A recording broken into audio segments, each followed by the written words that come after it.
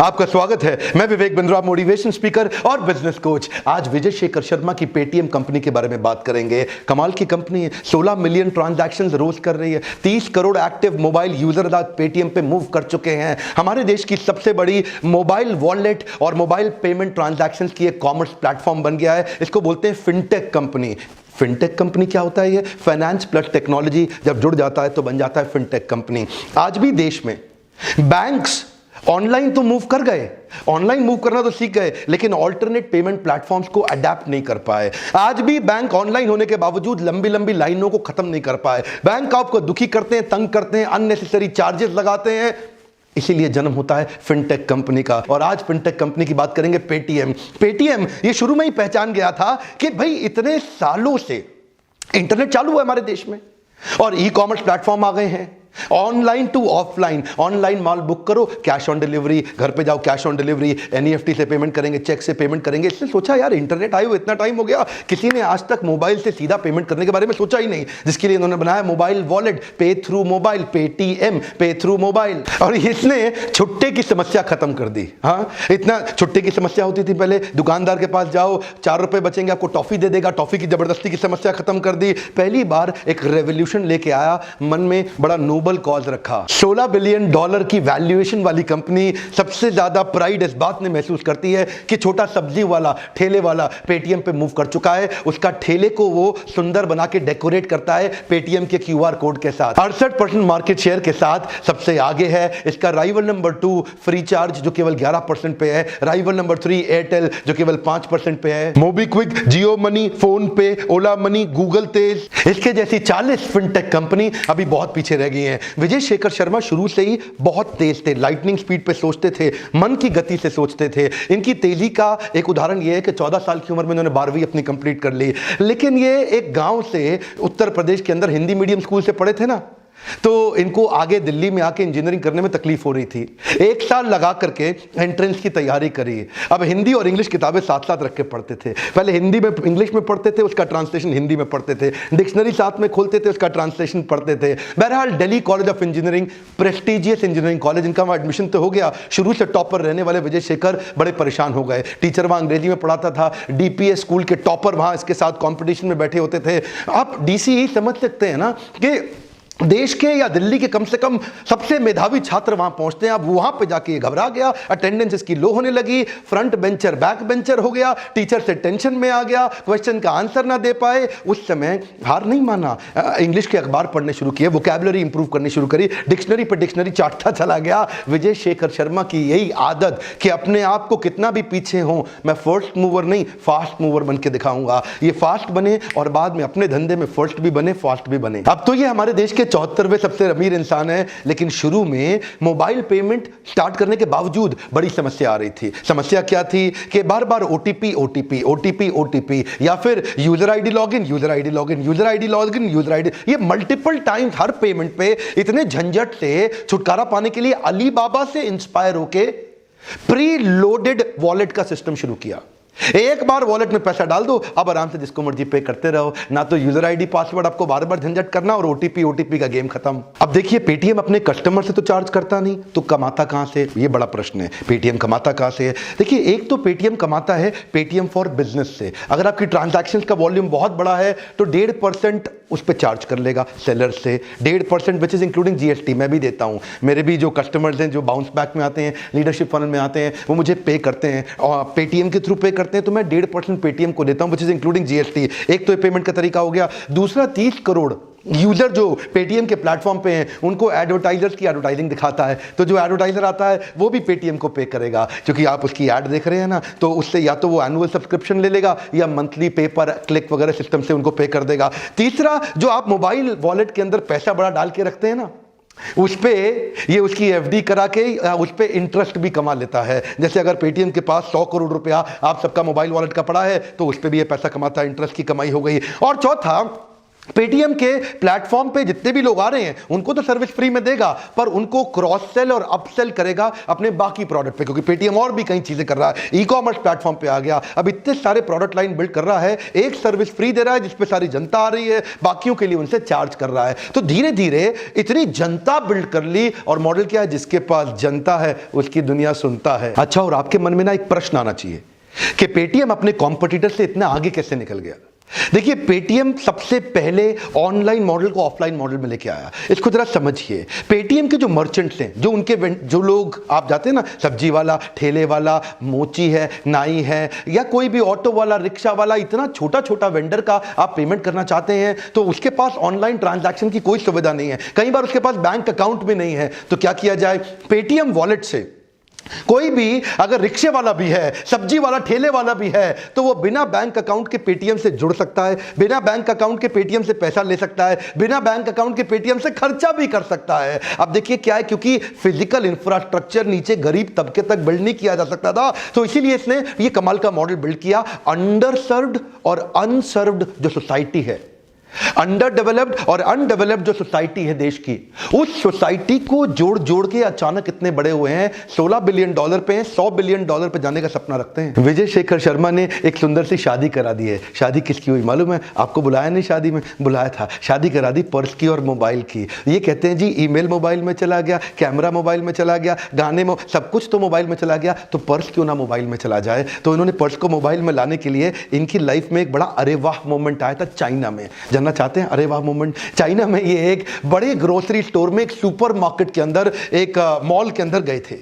वहां देखा कि लाइन तो बड़ी लंबी थी, बहुत लोग लाइन में खड़े थे, लेकिन लाइन धड़ धड़ धड़ धड़ धड़ धड़ धड़ धड़ धड़ खत्म होती जा रही थी। ये देखा इतनी जल्दी लाइन कैसे खत्म हो रही है। एक्चुअली वहां पे किसी को पैसा नहीं देना, सबके मोबाइल के अंदर था क्यूआर कोड, जो मोबाइल ऐप डाउनलोड किया हुआ था ना उस दुकान का जहां सब राशन खरीदते थे, सामान खरीदते थे, तो सब लाइन में आ रहे थे।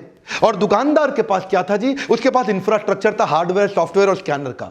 वो आते, वो क्यूआर कोड को स्कैन कर लेता दुकानदार चाइना में, तो क्या हुआ जी, उसके मोबाइल से पैसा दुकानदार के पास आ गया और दुकानदार की ऑनलाइन रिसीट तुरंत उसके मोबाइल में चली गई। तो जी सारा टेंशन खत्म, लाइन धड़ धड़ धड़ धड़ धड़ खत्म हो रही थी। ये सोचा इंडिया में कैसे इंप्लीमेंट होगा, इतना हार्डवेयर, सॉफ्टवेयर, इतना क्यूआर कोड को स्कैन करने का सिस्टम इंडिया में छोटा दुकानदार नहीं रख पाएगा, ये मॉडल नहीं चलेगा। तब ये इंडिया में आए, इसको बोलते हैं अरे वाह मोमेंट। क्या किया? 180 डिग्री घुमा दिया, पूरा प्रोसेस उल्टा कर दिया। हर कस्टमर के पास जो स्मार्टफोन है उसमें कैमरा होता है।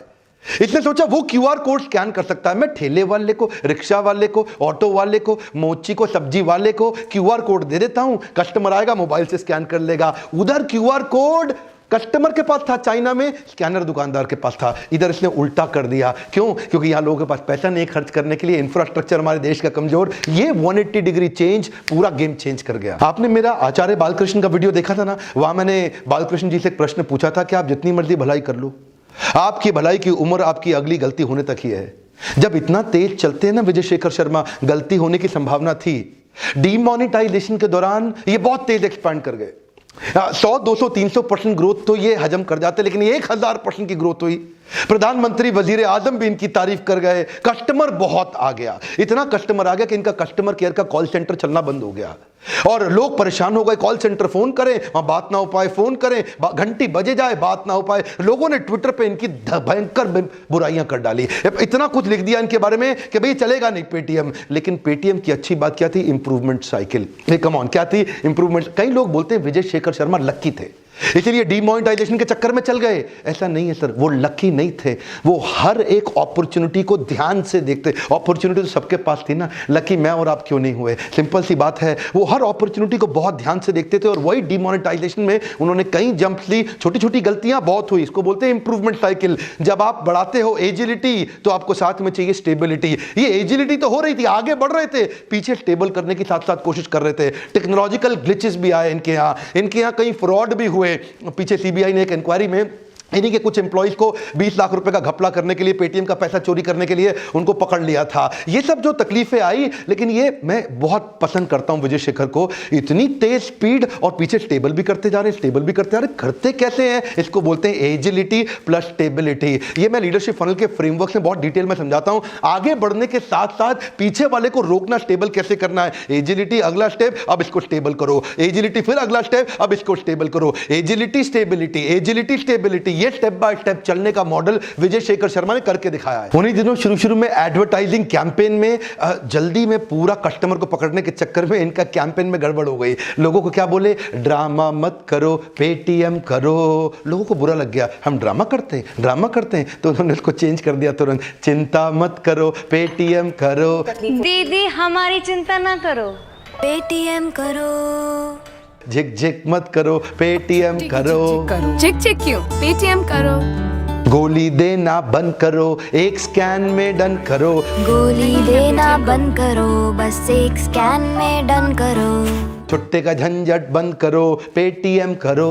छुट्टे के झगड़े, अरे छुट्टा नहीं है सर, 500 ही है, तो पेटीएम कर दीजिए। बंद करो। बार्गेन जी भर करो, अपने प्राइस पे डन करो, पेटीएम करो। बार्गेन जी भर करो, अपने प्राइस पे डन करो, पेटीएम करो। इनकी ये सारी इमोशनल राइमिंग वर्ड्स के जिंगल लोगों को याद हो गए। करो करो करो, एटीएम नहीं पेटीएम करो, ये बंद करो पेटीएम करो, ये मत करो पेटीएम करो। वो जिंगल जो थे ना राइमिंग वर्ड के, लोगों को याद रह गए। अब ये आगे बढ़ रहे थे तेजी से और लोग बड़े इनके साथ चलने लगे। इनसे गलती क्या हो गई थी? ये पेटीएम का जो कलर स्कीम था वो पेपैल के जैसा था। पेपैल का कलर स्कीम, इनके लोगो जो ना आपस में मिलते थे। अब आ गया पेपैल को गुस्सा, ये दुनिया की सबसे बड़ी ऑनलाइन पेमेंट कंपनी, ये आकर के इनके सर पे चढ़ गई, भाई तूने कैसे मेरी कलर स्कीम कॉपी करी? मैं दुनिया का सबसे बड़ा और तू बैठा है इंडिया में, तो तूने। अब उसने इसके ऊपर जो हाथ धो के पीछे पड़ा, कोर्ट में कर दिया बहुत बड़ा केस।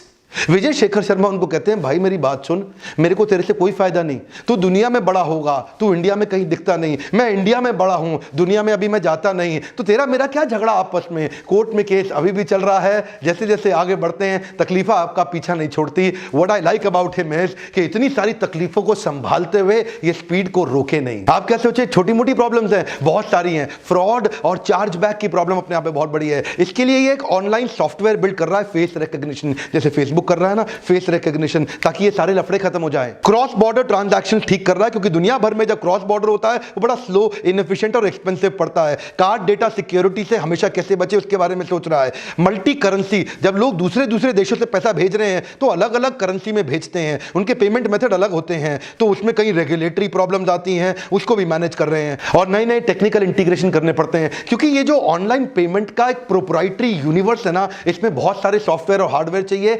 7,500 लोगों की टीम है, कोई छोटी टीम नहीं है, ताकि ये सारे नए इंटीग्रेशन ऐड करते रहे, इनोवेशन में सबसे आगे रहे। देखते ही देखते सफलता की असली बड़ी छलांग तो तब लगी जब चाइना का शेर जैक मा अलीबाबा के साथ भारत आया और क्या बोला, भाई विजय शेखर शर्मा 40% शेयर हो गए मेरे, ले लो पैसा पकड़ लो। जैक मा के आने के बाद रतन टाटा पीछे नहीं रहे। रतन टाटा भी आए, बोले कुछ माइनॉरिटी स्टॉक मेरे को भी दे दो। रतन टाटा आ गए और असली रजनीकांत स्टाइल एंट्री तो तब हुई जब बर्कशायर हैथवे, दुनिया का सबसे बड़ा हाथी, कम ऑन, कौन? Warren Buffett. वॉरेन बफे आ गए, भारत की पहली कंपनी और दुनिया की पहली टेक्नोलॉजी कंपनी जिसमें आकर के इन्होंने पैसा लगाया। सब जानते थे वॉरेन बफे कभी टेक्नोलॉजी बेस्ड कंपनी में पैसा नहीं लगाते, वॉरेन बफे कभी इस प्रकार के स्टार्टअप में पैसा नहीं लगाते। ये राकेश झुनझुनवाला, वॉरेन बफे, ये थोड़ी अलग तरह की, इनको technology based company, mobile app based company पसंद नहीं, लेकिन ये पहली बार हुआ और ये दुनिया में छा गए। अब मैं एक बात बताऊं आपको, वो अली बाबा के Jack Ma, Ratan Tata, Warren Buffett, जिनसे ये जिंदगी भर सेल्फी खिंचाने का सपना देखते थे ना, वो आज इनके बोर्ड में इनके साथ वाली कुर्सी पे बैठेंगे। मेरी बात समझ आ रही है आपको? मार्केट से इन्वेस्टमेंट लेना बहुत बड़ी बात नहीं है। लीडरशिप फनल में लोग मेरे पास आते हैं, कहते हैं हमें पैसा चाहिए, कैश चाहिए। एक प्रॉमिस कर दूं आज आपको इस वीडियो में, आप आइए हमारे प्लेटफॉर्म पे, फोन करके पूछिए। अब हमारे पास में स्टार्टअप इकोसिस्टम को बिल्ड करने के लिए कई इन्वेस्टर जुड़ गए हैं, उनको आपकी तलाश है। अगर आपके आइडिया में, अगर आपके बिजनेस में दम है तो वो आपसे आकर के मिलेंगे, आपके बिजनेस को इवैल्यूएट करेंगे, आइडिया को इवैल्यूएट करेंगे। छोटा मोटा पैसा आज 2, 4, 5, 10 करोड़ रुपया मिलना तो बहुत आसान हो गया है। इन्वेस्टर आप जैसे लोगों की तलाश करते हैं, और मैं लीडरशिप फनल में यही इकोसिस्टम बिल्ड किया है कि आप कई तरह के स्टार्टअप इकोसिस्टम को मदद करने के लिए एंजल इन्वेस्टर, या वीसी वेंचर कैपिटलिस्ट, ये आते हैं हमारे पार्टिसिपेंट से मिलते हैं और देखते हैं क्या उनको पैसा मिल सकता है, कईयों को सफलता मिल रही है। यही बोर्ड लाइन नंबर पर फोन करने में तो आपका पैसा नहीं लगेगा ना कुछ। अभी मिलाइए फोन, पता लगाइए, सीट्स लिमिटेड हैं। और अगर आप 4 घंटे का प्रोग्राम अटेंड करना चाहते हैं बाउंस बैक, तो उसका नंबर अलग है। एक बात कहूं, आसान नहीं होता इतने वीडियोस बनाना मेरे टफ शेड्यूल में। लाइक करके उत्साह बढ़ाइएगा प्लीज। सब्सक्राइब करके बेल आइकॉन हिट नहीं किया, आपके तक वीडियो पहुंचेगा नहीं, लर्निंग छूट जाएगी। इसी लर्निंग के द्वारा विजय शेखर शर्मा जैसे भारत में पावरफुल एंटरप्रेन्योर्स की बहुत जरूरत है। पता नहीं किसी को क्या आइडिया आ जाए, वीडियो से शेयर कर दीजिए ना, कर दीजिए फटफट फटफट। इधर उधर के कितनी चीजों को, कंटेंट को आप शेयर करते हैं। लर्निंग बेस्ड कंटेंट को शेयर करेंगे तो लोग आपकी तारीफ भी करेंगे। कमेंट बॉक्स में लिखिए अगला वीडियो किस सिस्टम के ऊपर, किस ब्रांड के ऊपर, किस कंपनी स्टार्टअप पे बनाऊं। मेरे साथ जुड़े रहने के लिए, हर बार वापस आके वीडियोस को देखने के लिए एक बार और मुस्कुराहट के साथ हाथ जोड़ के धन्यवाद।